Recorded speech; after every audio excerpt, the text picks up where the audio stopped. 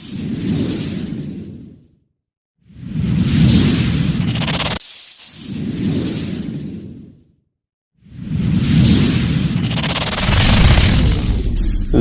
News స్వాగతం. నా పేరు కిరణ్ కుమార్. ఇప్పుడు భీమిలి ఎమ్మెల్యే గంటా శ్రీనివాసరావు మాట్లాడుతున్నారు. అందరికీ నమస్కారం. మామూలుగా మనం రెగ్యులర్గా ఈ ప్రెస్ కాన్ఫరెన్స్ పెట్టుకుంటూ ఉంటాం. అయితే ఈరోజు ప్రత్యేకించి కేవలం ఒక అంశానికే నేను ఈరోజు పరిమితం అవుతా ఉన్నాను. నిన్న మొన్న రాష్ట్రంలో జరుగుతున్న డెవలప్మెంట్స్ అంతా చూస్తూ ఉన్నాం. ఒక సీనియర్ పొలిటీషియన్గా 6 టైమ్స్ ఎన్నికల్లో గెలిచిన వ్యక్తిగా, ఎన్నో మంది ముఖ్యమంత్రుల దగ్గర ఈ రాష్ట్రంలో పరిపాలన చూసిన వ్యక్తిగా, మరి ఇటీవల జరుగుతున్న పరిణామాలు చూసిన తర్వాత మీడియాతో కొన్ని విషయాలు షేర్ చేసుకోవాలనే ఉద్దేశంతో ఈరోజు మీ అందరూ కూడా పిలవడం జరిగింది. రాజకీయాల్లో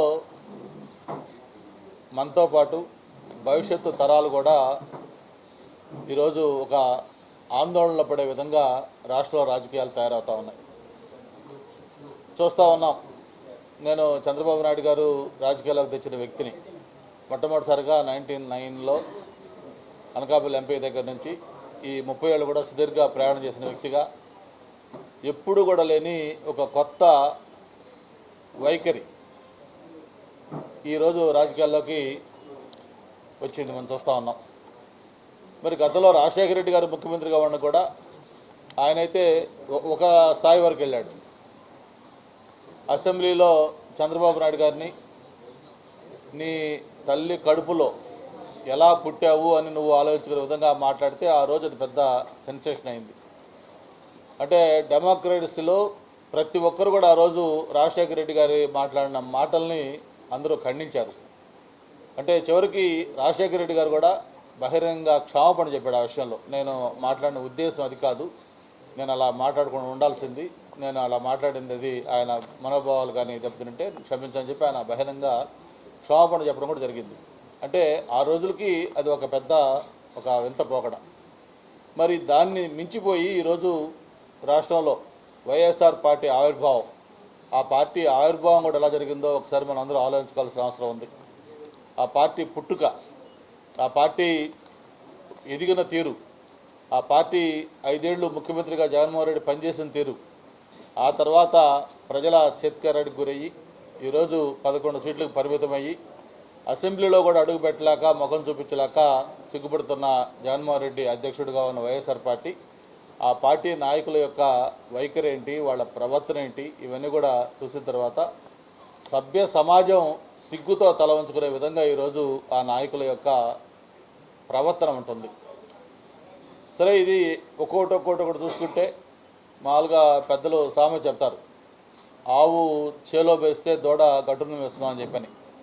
ఆ పార్టీ అధ్యక్షుడు సాక్షాత్తు ఒక ముఖ్యమంత్రిగా పనిచేసిన జగన్మోహన్ రెడ్డి మాట్లాడే మాటలు విన్న తర్వాత ఈరోజు సోకాల్డ్ మనం నిన్న మొన్న జరిగిన నాయకులు కానీ, లేకపోతే గతంలో మాట్లాడిన నాయకులు కానీ, వాళ్ళు మాట్లాడిన మాటలు ఇవన్నీ కూడా మనం పెద్దగా చెప్పుకోవాల్సిన అవసరం లేదు. ఎందుకంటే వాళ్ళ డిఎన్ఏలోనే ఆ సంస్కృతి ఉంది. ఆ పార్టీ డిఎన్ఏ అలాంటిది. ఒక్కసారి ఎవరెవరు ఏం మాట్లాడారు అనేది ఒకసారి మళ్ళీ మన అందరం కూడా రికలెక్ట్ చేసుకోవాల్సిన అవసరం కూడా ఉంది. జగన్మోహన్ రెడ్డి గారు ఏం మాట్లాడారు, ఆ పార్టీకి సంబంధించిన ఇతర నాయకులు మంత్రులుగా పనిచేసిన వ్యక్తులు ఏం మాట్లాడారు, లేదు ఆ పార్టీకి సంబంధించిన స్పోక్స్ పర్సన్స్ ఏం మాట్లాడారు, ఇవన్నీ కూడా మీకు ఒకసారి రికలెక్ట్ చేసుకున్న తర్వాత దీని మీద అందరికి కూడా తెలిసే విధంగా దీని మీద మనం చేయాలని కూడా అనుకుంటా ఉన్నాం. ఒక నిమిషం మీకు అది వాళ్ళ ఇవి కూడా చూపించాలనుకుంటున్నాను.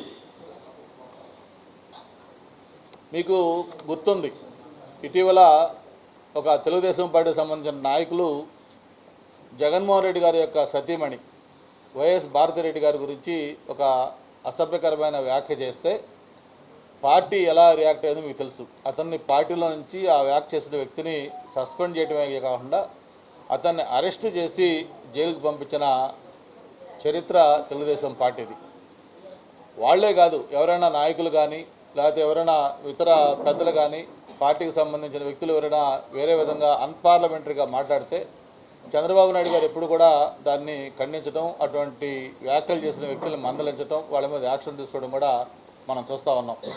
కానీ ఈరోజు ఇక్కడ జగన్మోహన్ రెడ్డి గారు ఏదైతే అటువంటి వ్యాఖ్యలు చేస్తూ ఉన్నారో అటువంటి చేసే వ్యక్తుల్ని ప్రోత్సహిస్తూ మీరు అలా చేయండి అని చెప్పిన వాళ్ళు ఎంకరేజ్ చేస్తున్న సందర్భాలు మనం చూస్తూ ఉన్నాం.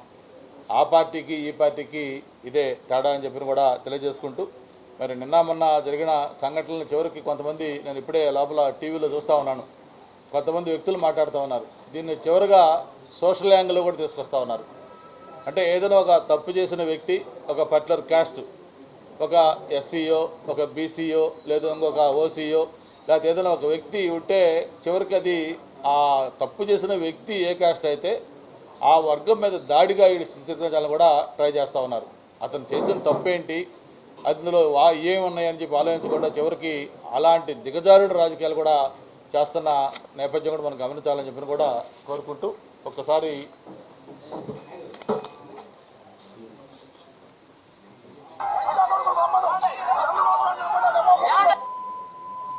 వ్యక్తిని నడి రోడ్డు మీద పెట్టి కాల్చినా కూడా తప్పులేదు అని చెప్పి కూడా అనిపిస్తా ఉంది. అలాంటి వ్యక్తిని ఇచ్చినా కూడా తప్పేమన్నా ఉందని అడుగుతా ఉన్నాను. గట్టిగా కళ్ళు మూసుకుంటే మరో 3 సంవత్సరాలలో చంద్రబాబు నాయుడు ఎగిరిపోతాడు. ముఖ్యమంత్రిగా ఉన్నావు, నీ జీవితానికి బహుశా ఇది ఆఖరి ఎలక్షన్ కావచ్చు. రామకృష్ణ అని అనుకునే ఈ వయసులో కనీసం ఆ మాటలన్నా అనుకుంటే పుణ్యమన్నా వస్తుంది. ఈ మాదిరిగా చేస్తే నరకానికే పోతావు. నా సిగ్గు, నా లజ్జ ఏమీ లేదు. సిగ్గన్నా ఉంటే కొంచెం ఏదన్నా చెప్తే సిగ్గుపడతాడు అనుకోవచ్చు. లజ్జన్నా ఉంటే కనీసం సరే అషేమ్డ్గా ఫీల్ అవుతాడని చెప్పాను. అషేమ్డ్గా ఫీల్ అయ్యేది లేదు, సిగ్గు అంతకన్నా లేదు, ఎంబారెస్మెంట్ లేదు, అషేమ్డ్గా ఫీల్ అయ్యేది లేదు. ఈరోజు రాష్ట్రంలో పరిస్థితి ఏమిటి అంటే డిఐజీ అనేవాడు మాఫియా డాన్. సిగ్గుండాలి ఆడన పోయి దుంకి సావాలి వీళ్ళంతా పోయి. వాళ్ళు ఇలా అన్నా తప్పే, వాళ్ళు ఇలా అన్నా తప్పే. అదే సినిమా డైలాగ్ రాసుకున్నాడు, డైలాగులు కొడితే కొట్టినాడు. వీళ్ళకి వచ్చే నష్టం ఏంది అంటాను నేను. సినిమాలు ఎందుకు తీస్తున్నారు స్వామి మీరు? ఆపేసేయండి, మూసేయండి. ఈరోజు పాటు నీకు పావులుగా మారిన అధికారులకు ఇద్దరికి వార్నింగ్ ఇస్తా ఉన్నాం. వడ్డీతో సహా మీరంతా చెల్లిస్తారు. అధికారులందరినీ, నాయకులందరినీ కూడా బట్టలు తీసుకుని చెప్పి కూడా ఈ సందర్భంగా తెలియజేస్తా ఉన్నాను. డిఎస్పీ అసలు ఇది ఏం మనిషి అని చెప్పి అర్థం కావడం అసలు. మూర్ఖులకి సన్నాసులు ఈ బతుకు కన్నా సాగు 1000 రెట్లు బెటర్ అని చెప్పారు. చంద్రబాబు నాయుడు వాళ్ళమ్మ మొగుడు ఒకే ఒక వెధవ, ఒకే ఒక సన్నాసి చంద్రబాబు గారు గాడు పనికి మన సావుడు దద్దమ్మ మెంటల్. చంద్రబాబు గారి కుటుంబంలో ఉండరు, 4-5 కొందరు మెంటల్. నువ్వు చేసేది నా పొచ్చు ఏకముఖతో సమానం. అడ్రస్ లేని నా కొడుకు, ఎవడో కూడా తెలవని నా కొడుకు, నీ బట్టి 210 గంట తెచ్చాడు కొడుకు అని చెప్పి పుత్రుల్ని పెంచుకున్నటువంటి ఆడికి చంద్రబాబు నాయుడు ఉండాలి. హైదరాబాద్ లో పిహెచ్డీ చేశావు, మెడ్రాస్ లో పిహెచ్డీ చేశావు, శివులకు మాగుంట లేఅవుట్ లో కూడా పిహెచ్డీ తెచ్చుకున్నావు. అది ఏంటో పిహెచ్డీ అనేది మీరు అర్థం చేసుకోండి, చాలా పెద్ద కథ. ఆగ్రహి వేమరెడ్డి ప్రభాకర్ రెడ్డి గారిని బ్లాక్ మెయిల్ చేసి బెదిరించి పెళ్లి చేసుకున్నాను. అతను ఒక పిచ్చోడు. ప్రభాకర్ అన్నా నువ్వు నిజంలో అన్నా చనిపోతావు, మరికన్నా ఎక్కడో దగ్గర నిన్ను లేపేస్తా, జాగ్రత్తగా ఉంది. ప్రజాక్షేత్రంలో ప్రజల తలచోన కొట్టినాం. ఎవరుకున్నారా? అనుకున్నారా?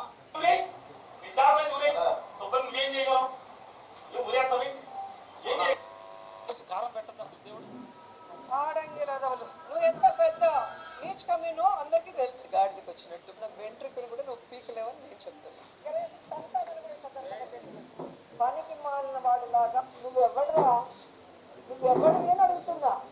పనికి మాలిన కొడతా పడతాం, బట్టలు కూడా తీస్తాం, లాక్స్లు కొడతాం. నా కొడకల్లర పార్టీ ఆఫీసులో వచ్చి నడిపే అమ్మకి ఒక అబ్బకి పుట్టుంటే నా కొడకల్లర ఎవడైనా గానీ తెలుగుదేశం ఎవడైనా గానీ రా, వాడెంత పెద్దోడైనా గానీ నేను పెట్టాను ఈ పోస్టులు చెప్పురా బయటికి అమ్మకి అబ్బకి పుట్టుంటే.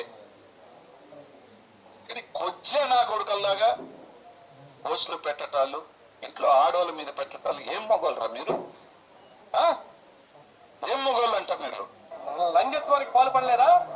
లంగత్వానికి పాల్పడలేదా? లాంటి తొంగ వచ్చే కొడుకు అసలే బసలే, లాంటి తొంగ వచ్చే కొడుకు అసలే బసలే. అంటే ఇవన్నీ కేవలం కొన్ని మచ్చు తునకలు, కొన్ని ఎగ్జాంపుల్సే. ఆ పార్టీలో ముఖ్యమంత్రి లేదు, మంత్రులు లేదు, స్పోక్స్ పర్సన్స్ లేరు, ఆడ లేదు, మగ లేదు. ప్రతి ఒక్కరు కూడా టాప్ టు బాటం అందరూ కూడా అదే వైఖరిలో ఉన్నారు. నేను మీ ద్వారా ఒకటే కోరుతా ఉన్నాను, ఇటువంటి ఒక పొలిటికల్ పార్టీ ఈ సమాజంలో ఉండటం అవసరమా అని చెప్పి ప్రతి ఒక్కరు కూడా ఈరోజు క్వశ్చన్ చేయాల్సిన అవసరం ఉంది. ఓకే, రాజకీయాల్లో డెఫినెట్గా విమర్శలు ఉంటాయి, ప్రతి విమర్శలు ఉంటాయి. గవర్నమెంట్ ఫెయిల్యూర్స్ మీద క్వశ్చన్ చేస్తారు, లేదు ఏదన్నా ఉంటే వాటి మీద కొన్ని ప్రెస్ మీట్లు పెడతారు, మాట్లాడతారు, కొంచెం ఘాటు విమర్శలు కూడా చేస్తారు. కానీ వ్యక్తిగతంగా ఒక అమ్మ అబ్బాలకు సంబంధించి లేకపోతే ఆ లకారాలు ఇవన్నీ కూడా చూస్తూ ఉంటే ఈ పొలిటికల్ పార్టీ ఏదైతే ఉందో దీన్ని అసలు పూర్తిగా బ్యాన్ చేస్తే తప్ప ఇటువంటి వాళ్ళకి పరిష్కారం లేదని చెప్పిన కూడా తెలియజేసుకుంటూ నేను ఎలక్షన్ కమిషన్కి కూడా ఒక లెటర్ రాయాలనుకుంటున్నాను. ఎందుకంటే మీకు ఏదైతే చూపించానో ఇప్పుడు ఈ వీడియోలన్నీ ఇవన్నీ ఎన్క్లోజ్ చేస్తూ ఈ పార్టీ స్టార్టింగ్ నుంచి ముఖ్యమంత్రి జగన్మోహన్ రెడ్డిగా ఉన్నప్పుడు ఎలా ఉండింది, ఆయన అపోజిషన్లో ఉన్నప్పుడు ఎలా ఉన్నాడు, పార్టీ పెట్టినప్పుడు ఎలా మాట్లాడారు, ఇవన్నీ కూడా మొత్తం ఒక డాక్యుమెంట్ చేసి దాన్ని మొత్తాన్ని కూడా ఎలక్షన్ కమిషన్కి పంపించాలనుకుంటున్నాం. ఎందుకంటే ఇది ఈరోజుతో అయ్యేది కాదు. నెక్స్ట్ ఫ్యూచర్ జనరేషన్ యువతరం ఉన్నారు, ఈరోజు చాలామంది రాజకీయాలను గమనిస్తూ ఉన్నారు, వాళ్ళ మీద కూడా ఇది తీవ్రంగా ప్రభావం చూపించే అవకాశం ఉంది.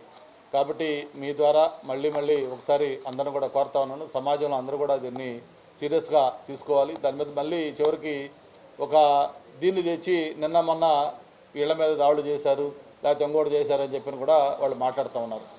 ఒకప్పుడు గుర్తుంది మీ అందరూ కూడా, తెలుగుదేశం పార్టీ రాష్ట్ర కార్యాలయం ఏదైతే ఉంటుందో ఆ కార్యాలయం మీద దాడి చేసినప్పుడు జగన్మోహన్ రెడ్డి గారు అన్నారు, ఇది ఆ టైంలో వచ్చిన పబ్లిక్లో వచ్చిన ఉక్రోషం, కాబట్టి దాన్ని మనం ఏమంటాం, దాన్ని ఏమీ చేయలేమని చెప్పారు.